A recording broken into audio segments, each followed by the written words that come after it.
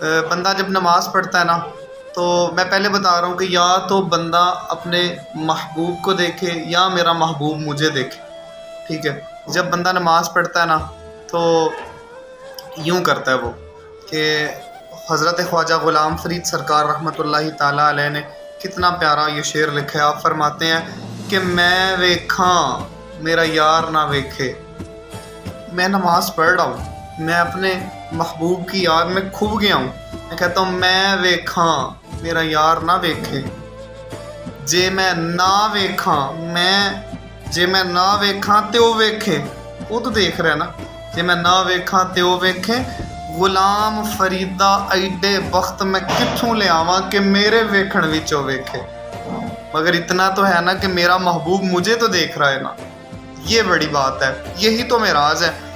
اور ایک اور آپ خواجہ غلام فرید سرکار رحمۃ اللہ تعالیٰ علیہ فرماتے ہیں کہ میں ویکھاں میرا یار نہ ویکھے، جے میں نہ ویکھاں تے او ویکھے، غلام فریدا بوہے یار دے مریے پاویں ویکھے یا نہ ویکھے، وہ دیکھے نہ دیکھے، مگر میرا تو بنتا ہے نا کہ میں کھڑا ہو جاؤں، میں اس کی تعریفیں بیان کروں کہ الحمدللہ رب العالمین، کہیں اللہ اکبر کہوں، کہیں میں جناب رکوع میں اس کی تسبیحات بیان کروں، کہیں سجدے میں اس کی تسبیحات بیان کروں، تو پھر یہی معراج ہے، نماز ہی معراج ہے۔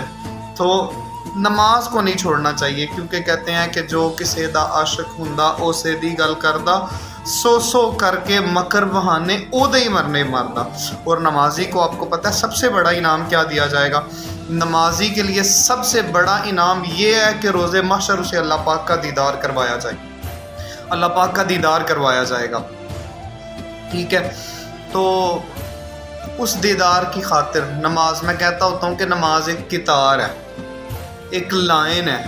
دیکھیں اللہ کے پیارے محبوب علیہ الصلوۃ والسلام نے اللہ پاک کو دیکھا، پھر پیارے محبوب علیہ الصلوۃ والسلام کے پیاروں نے جو ہے نا وہ اللہ پاک کو دیکھا، تو ہم بھی کتار میں لگ جائیں۔ نمازی کے لیے انعام کیا ہے سب سے بڑا؟ کہ اسے اللہ پاک کا دیدار کروایا جاتا ہے۔ اب کتار میں اگر لگ جاتے ہیں، ہم کتار میں لگ گئے، آج نہیں کل، کل نہیں پرسوں، پرسوں نہیں ترسوں، ترسوں نہیں کبھی تو صحیح، وہ ایک شاعر کہتا نا کہ سر حشر ہو سر طور ہو، ہمیں انتظار قبول ہے، تو کبھی ملے تو کہیں ملے، تو کبھی صحیح تو کہیں صحیح، بھلے ہی روز محشر ہی صحیح۔ لہٰذا ناظرین نماز پڑھا کریں، نماز ایک بڑی ہی پیاری عبادت ہے، اور یہ محبت کے جو ثمرات ہوتے ہیں نا، یہ ان میں سے ہے، ٹھیک ہے۔ تو اگر اللہ پاک سے ملاقات کرنی ہے تو نماز پڑھنی پڑے گی، لہٰذا نماز پڑھتے رہا کریں۔ اللہ کریم مجھے اور آپ کو نماز پنجگانہ ادا کرنے کی توفیق عطا فرمائے، اور کبھی کبھی ویسے ہی تنہائی میں بھی اللہ کریم کی بارگاہ میں بیٹھ کے سجدہ ریز ہو کے خالصتاً اس کی یاد میں کھبنے کی توفیق عطا فرمائے اللہ۔ آمین بجاہ النبی الامین۔ السلام علیکم ورحمۃ اللہ وبرکاتہ۔